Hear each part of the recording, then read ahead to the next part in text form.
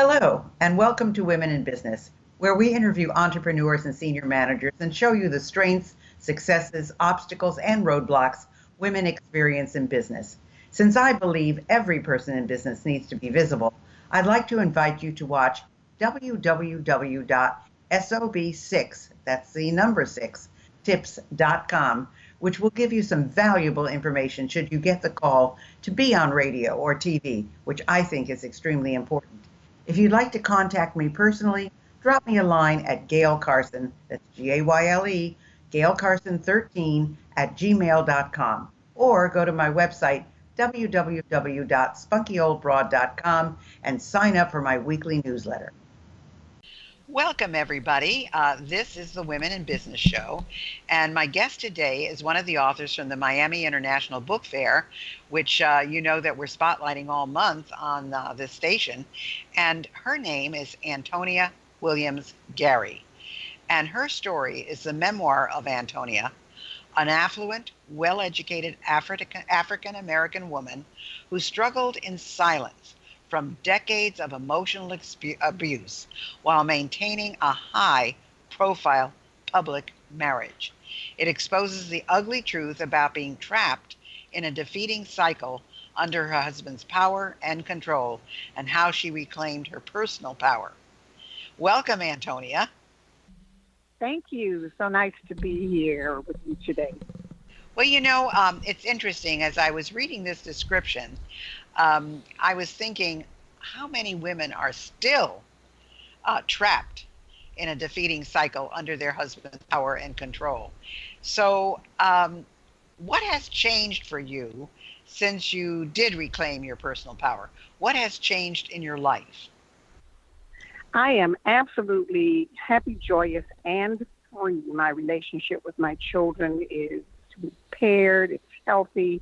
I've got 7 grandchildren who have never seen their grandmommy cry or suffer or shrink in any way. And so it's a completely different life. I feel like I can just sing my song and continue dancing on top of the tables.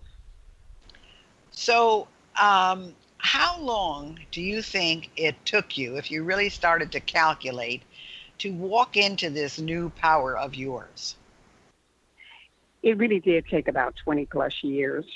While I was still in the marriage, I began to use and abuse alcohol, and that's part of the story. Although this is not a story of recovery, it's just part of that story. So that took quite a bit of time before I went into recovery, and just for the record, I have not had a drink of alcohol for 17 years. And it was all of that period of time from 1991 plus that it took me to heal, to figure out what it was, to give it a definition, to recognize, accept.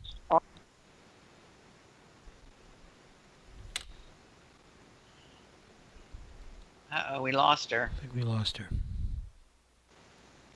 Okay, I guess you're going to have to try to call her back. Okay. She's still on the call. Wow, but I don't know if she Hello? does or not. Oh, there she is. Oh, my goodness. What happened? We lost you. We lost you. Are you on a cell phone? I am. Yeah, we lost you, Antonia. So I'm going to ask the last question again. Okay. I don't even remember what I asked you because I got so involved in your story. It was how long did it take me to become reclaimed? So, Antonia, how long did it take for you to actually get into your own personal power? It took at least 20 plus years. As part of the story of my reclamation, there was a period of time where I was using and abusing alcohol. So it was a period of recovery. I have not had anything to drink alcoholically in 17 years. So that was part of the process. And then I started writing the book about 6 years ago. So my divorce was in 94. And so do the math. It's 20 plus years. Yeah, it's a substantial amount of time. So that's correct. When you say that you were trapped in a defeating cycle, what kinds of things were done to you that you felt you were there and you couldn't escape it? By the time I recognized that I was in a committed relationship that was not serving me well, I did not yet know I was in an abusive relationship. I didn't have that language. I was very committed. we were married for 16 years when my ex-husband was appointed city manager. By that time, I had a child. I made certain commitments to the marriage. It was very high profile. I benefited greatly from being involved with him and his position. And I had a grin and bear it kind of attitude. And it was like a crab being boiled. I just got used to the hot water until I was numb. So I had my own reasons for staying. A lot of it was just ego driven. You know, how would I be able to live down this shame? How would I be able to save my face? And so I had those issues going on also. And I did not know I was being abused. I didn't hear that from anyone or recognize any of those symptoms because I never had any background in that until after I was actually divorced. Isn't that interesting that the language Mm-hmm. of today is so much different than what it was back then, even though, I mean, the 90s is not, prehistoric, so it's not that far away, but it was not, it's not that we just didn't talk about those kinds of things. And so do you think that it was more psychological? I mean, was it physical abuse or was it psychological abuse or? There was never any physical abuse. I just want to get that out there real quick. He never touched me. He didn't have to. It was emotional. It was intimidation, coercion, put downs, lots and lots of bad language used, name calling.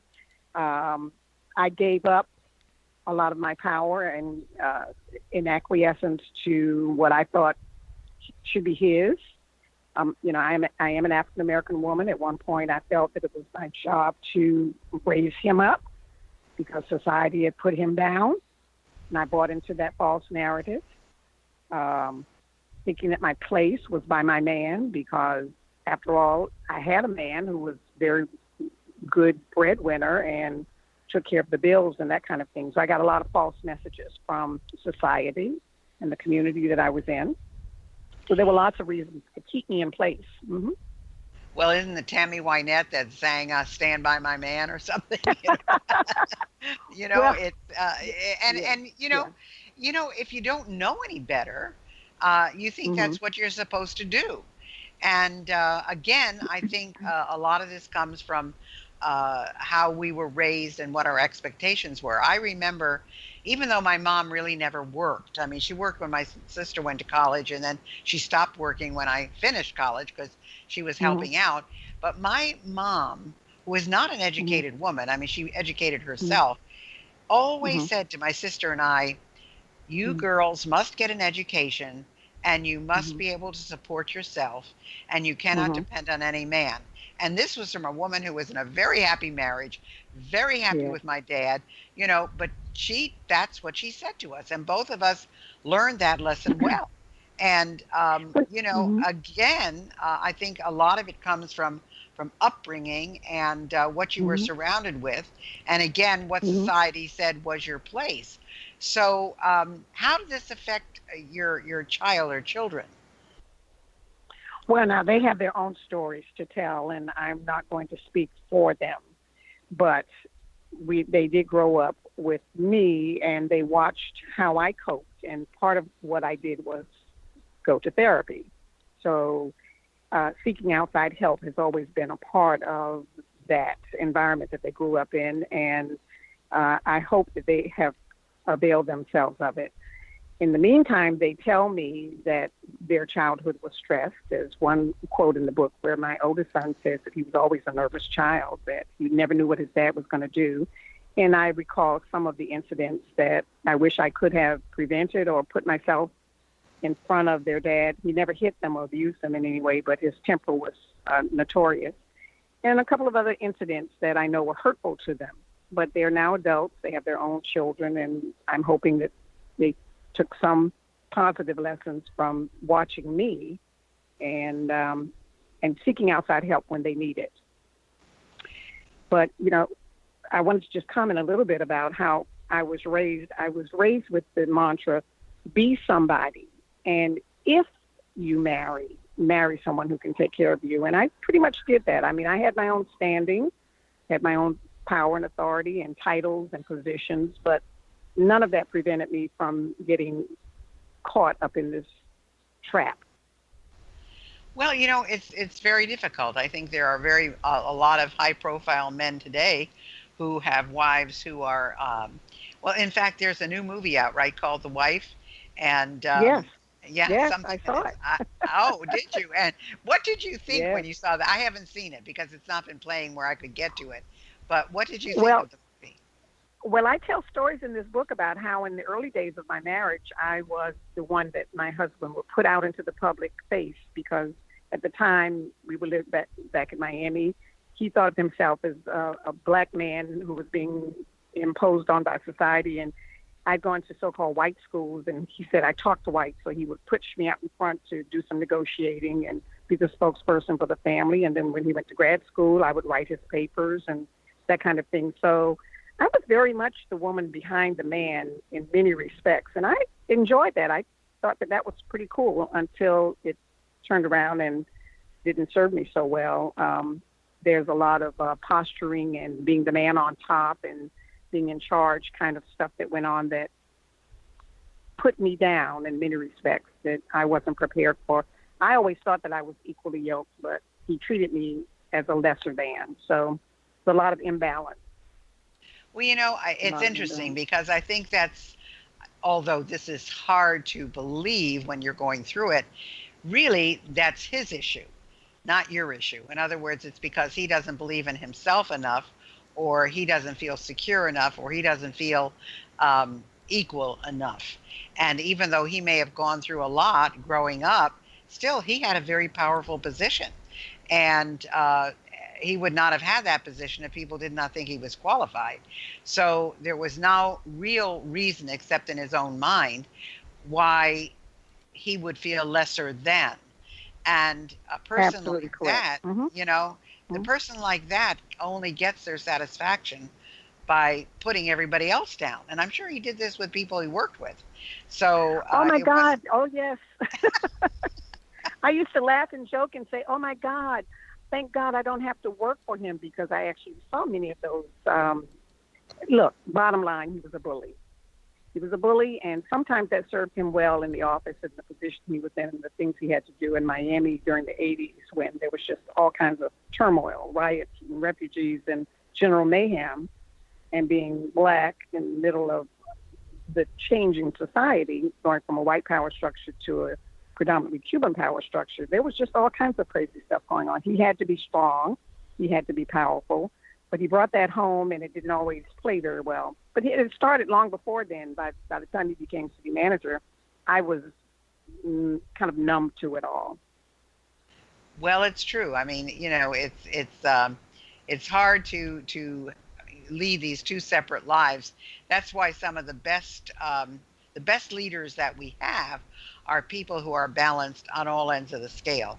I mean, they're balanced in their home life, in their work life, in everything that they do.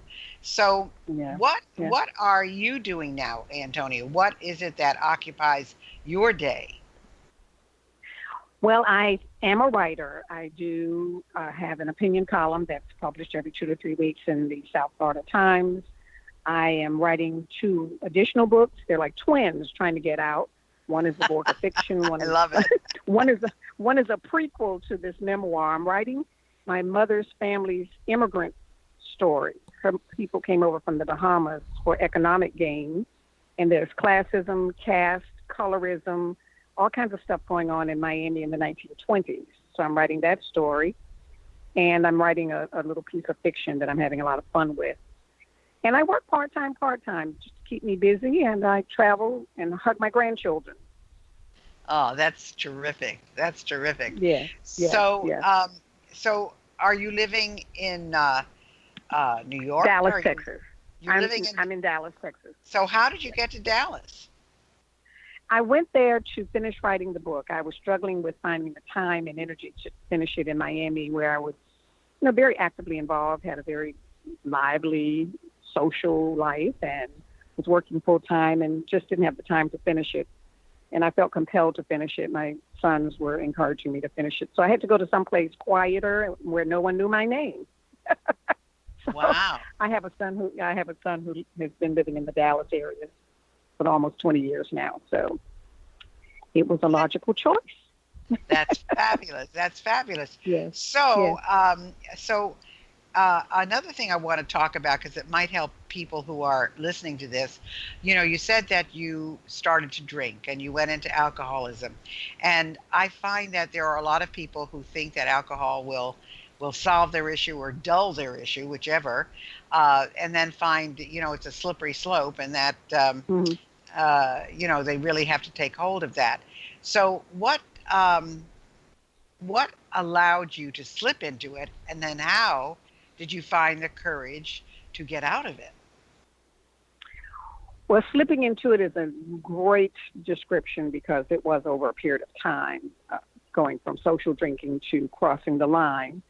And that was cumulative and built up over many, many years. And it was only when I found that I wasn't able to manage my life on a day-to-day basis, hold the positions of authority that I had been hired to, and continue to being a good mother. So all of those things were beginning to slip.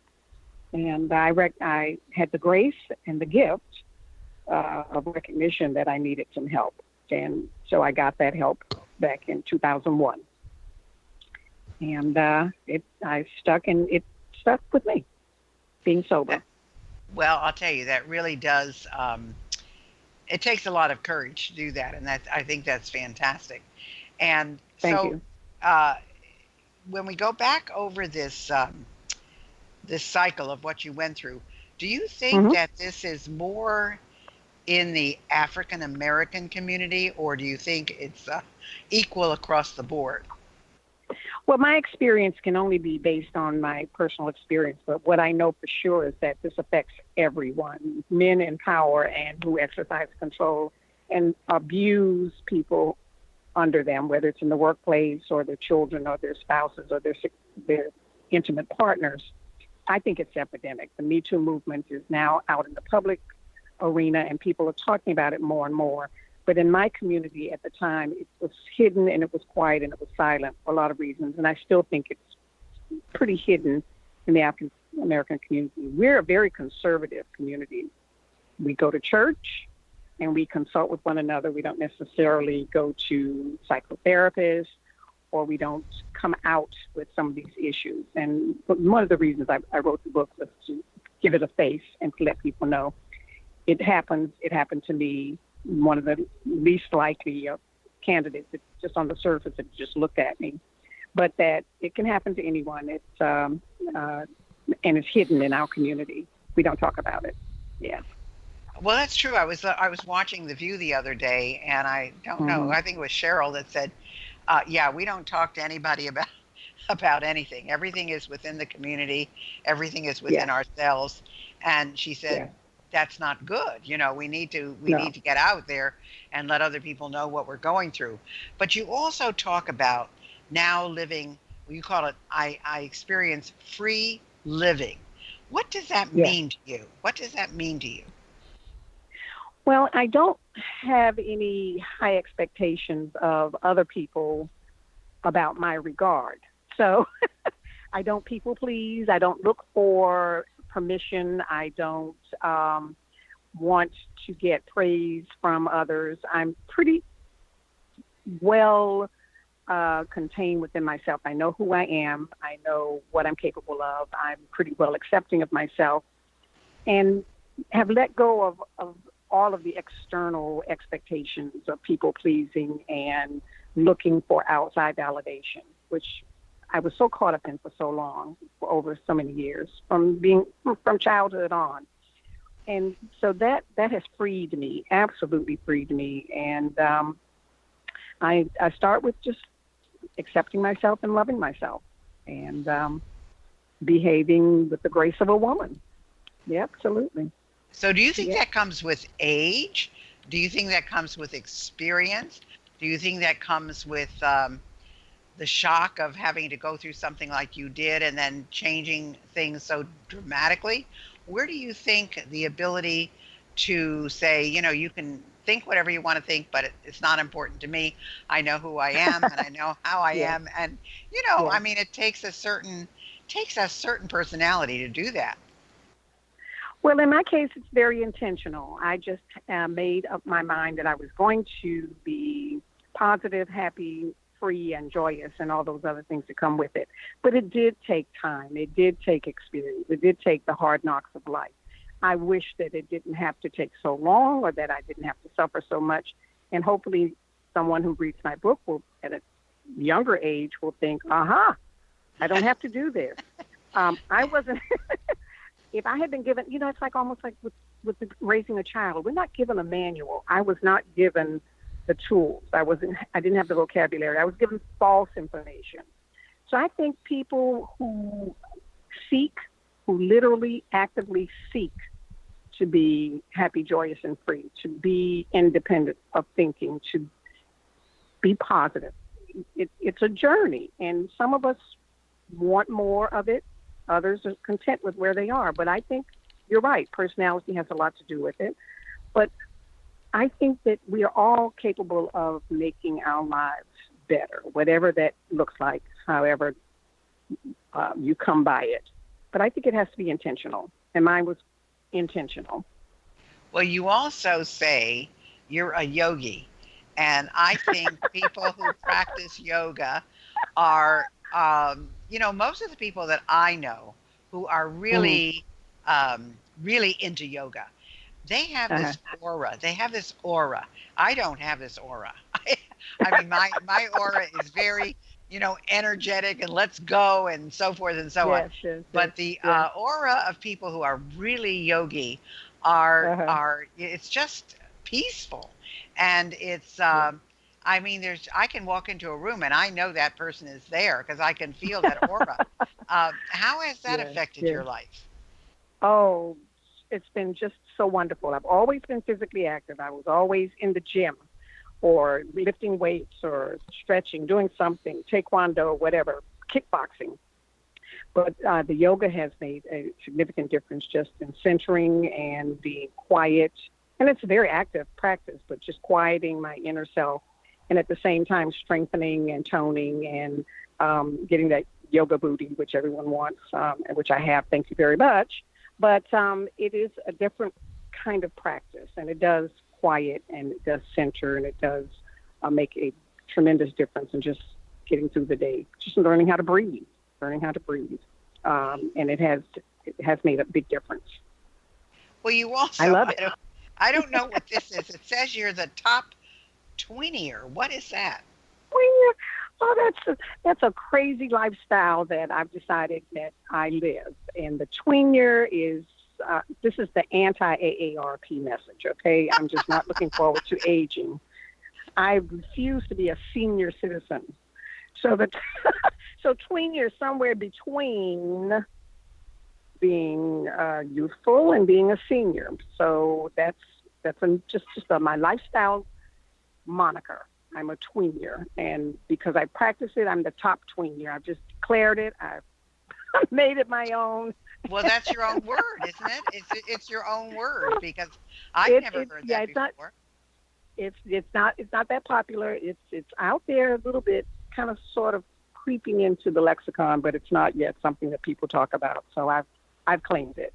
I'm going to have to investigate that, because I have to tell you that I am, Antonia, 80 years old, and I go congratulations. Like that out of what. I still work out every day. I still do these shows. I still speak. I still, and so I agree with you. I'm not giving in to old age. So and something again, I always say this. I know people who are old at 20.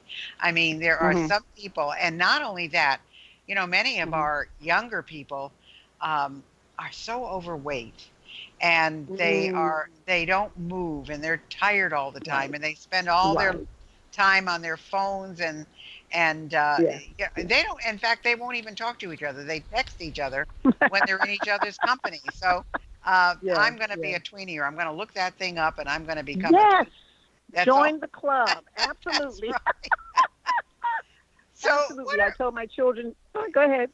No, I was going to say, I was going to just ask you what else was in your book that you know, we haven't mentioned, you know? Well, what I wanted the listeners to understand about this book is that I talk about the cycle of power and control and being emotionally abused by my husband, who was a bully. I talk about the fact that I did enjoy some benefits from being married to this guy. It's not all on him. I own up to all of my shortcomings and my way of thinking, which kept me trapped because it took a while for me to just literally break out of that. And once I was free to choose a different lifestyle. But I talk a little bit about my background as a child growing up. It was wonderful. And I also talk about Miami as a place because it has significant impact on how I behaved in the world. But I talk about some very serious matters too, and words matter. Words matter. And there's a chapter in the book. It's in book 3. It's called A Nigger in Training. Some really hard lessons that I had to learn about what it means to be an African American in certain societies, being treated certain ways. So it's a book about becoming, literally becoming, growing from a pretty idyllic childhood to a not so bad early life, and then falling into a trap and getting out of it. So I really want the readers to understand that there's a lot here. And at the end of the day, I have been reclaimed, and life is wonderful. So are you going to be at the book fair? I am. I've actually gotten a date and time now. Sunday. Oh, when is November that? 18th, So tell us. Sunday, November 18th at 4:30 p.m. Okay, November 18th at 4:30 p.m., folks. Look for Antonia there. I want to thank you so much for being with us, Antonia. My guest has been Antonia Williams Gary. Her book is Reclaimed. And I want to thank you so much for being a guest and so forthright with everything you've told us. And I'm on my way to being a twinnier. Thank you so much, Dr. Carson. Gayle, it's been wonderful, and I look forward to meeting you in Miami. Well, thank you so much. Thanks for listening to Women in Business. I hope you enjoyed today's show. And if you have any suggestions as to who you'd like me to have as a guest, just email me at gaylecarson13@gmail.com. Be sure to check out www.sob6tips.com. And in the meantime, go to www.spunkyoldbroad.com to see the resources I have for you.